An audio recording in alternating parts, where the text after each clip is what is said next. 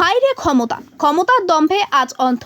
সাধারণ মানুষকে পর্যন্ত মানুষ বলে গণ্য করতে অনীহা। স্ত্রী শাসক দলীয় নেত্রী, তাও আবার বিনা প্রতিদ্বন্দ্বিতায় পঞ্চায়েত সদস্য মাত্র। আর সেই ক্ষমতায় ধারণ করা ব্যক্তি যেন হামসে বড়া কান হে।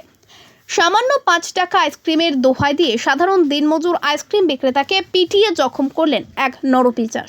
সেই দৃশ্য দেখে হতভম্ব এলাকাবাসী।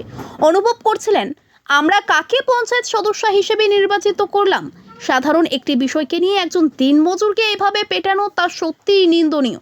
চাঞ্চল্যকর সেই ঘটনাটি ঘটে বিশ্রামগঞ্জ থানাধীন দক্ষিণ চরিলাম করইমোড়া এলাকায়। অভিযুক্ত যুবক হলেন তপন। জানা গেছে, অভিযুক্তের ছোট ভাই স্থানীয় শাসক দলের প্রভাবশালী নেতা। ওনার স্ত্রী সদ্যমাত্র পঞ্চায়েত সদস্য হিসেবে নির্বাচিত হয়েছে, তাও আবার বিনা প্রতিদ্বন্দ্বিতায়। এলাকা সূত্রের খবর, রোজ শনিবার আইসক্রিম বিক্রেতা লোকনাথ রায় প্রখর রৌদ্রের মধ্যে খালি পায়ে ব্রজপুর থেকে আইসক্রিমের ডাব্বা নিয়ে হাঁটতে হাঁটতে প্রায় 10 কিলোমিটার রাস্তা অতিক্রম করে দক্ষিণ চরিলাম গ্রাম পঞ্চায়েতের করইমোড়া এলাকায় পৌঁছায়। তৎসময় দক্ষিণ চরিলাম করইমোড়া এলাকার শাসক দলীয় নেতার ভাই তপন তার কাছ থেকে 5 টাকা মূল্যের আইসক্রিম ক্রয় করে। আইসক্রিম হাতে পেয়ে নেতার ভাই হঠাৎ করেই তাকে জিজ্ঞেস করে 500 টাকার খুচরো আছে কিনা। সে জানায় তার কাছে খুচরো নেই, সে মাত্র 400 টাকার আইসক্রিম বিক্রি করেছে। তখন নেতার ভাই বলে, তাহলে পরে নিবি, এখন দেওয়া যাবে না। সঙ্গে সঙ্গে দরিদ্র অসহায় আইসক্রিম বিক্রেতা তাকে দাদা সম্বোধন করে বলে, আমি সবসময় এখানে আসি না, তাই কিভাবে আপনার কাছ থেকে পরে আমি 5 টাকা নেব? আমি বাকিতে আইসক্রিম দেব না। তাতেই যেন নিজেকে খুবই লজ্জিত অনুভব করতে থাকে নিজ ছোট ভাই নেতা এবং তার স্ত্রী সদ্য গ্রাম পঞ্চায়েতের প্রতিনিধি। আর সেই ক্ষমতার দাপট দেখে একসময় ক্ষিপ্ত হয়ে অভিযুক্ত আইসক্রিম বিক্রেতার উপর চড়াও হয়। সঙ্গে সঙ্গে আইসক্রিম বিক্রেতা যুবকের গালে কষিয়ে চড় বসায় নেতার ভাই এবং তাকে প্রচণ্ড মারধর করার অভিযোগ। এমনকি আইসক্রিমের ডাব্বা পর্যন্ত মাটিতে ফেলে দেয়।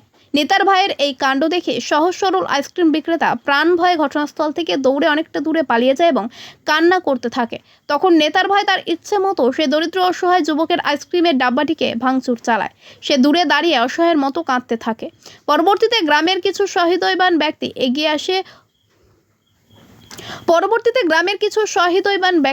এগিয়ে এসে অভিযুক্তের কবল থেকে ডাব্বাটি উদ্ধার করে তার হাতে তুলে দেয়। পরবর্তীতে আক্রান্ত আইসক্রিম বিক্রেতা দক্ষিণ চরিলাম গ্রাম পঞ্চায়েতের পূর্বতন মহিলা প্রধানের বাড়িতে গিয়ে সমস্ত ঘটনা খুলে বলে।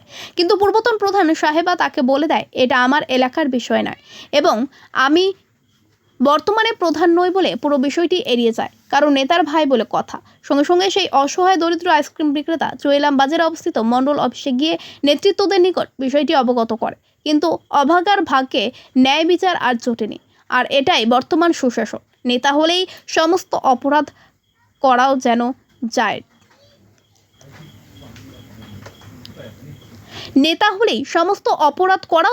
জায়েজ।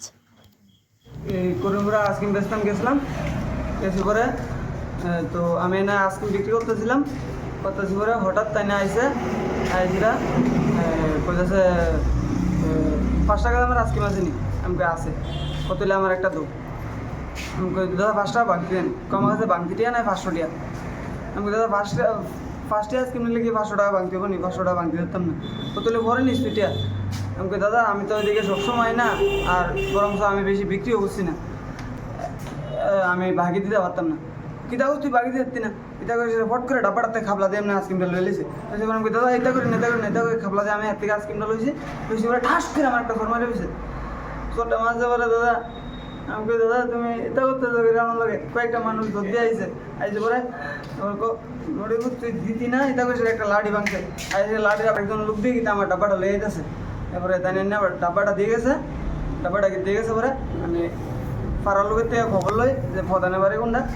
প্রধানের বাড়িতে গেছিলাম, প্রধানের বাড়িতে গেছি পরে তাই নিয়ে কইতেছে হ্যাঁ মহিলা প্রধান, এটা তো আন্ডার ওয়ার্ডের না, তারপরে আমি তোমার এতটুকু হেল্প করতে পারি, তুমি যাও, আমি ফোন করে কয়ে দিতেছি, শ্যামলদার কাছে ফোন করতেছি। তারপরে আমি আইসি করে দিই, আমি তারা কি উঠে পাইছি না পরে এরপরে আমি মন্ডল আইসি। যদি আমি না দিতে পারি আমার কোনো বাসায় দিয়ে মনে লাগবে আমি বাঁচতাম না, আমি কোনো বাসি আমি এর নামে সব কিছু লিখকে সেটা যে আমার এটা করছে, আমি মালিক দিতে পারছি না, না কারণে আমি না দিতে পারলে আমি মরে যাবো, মালিকে মেরে লাগবে।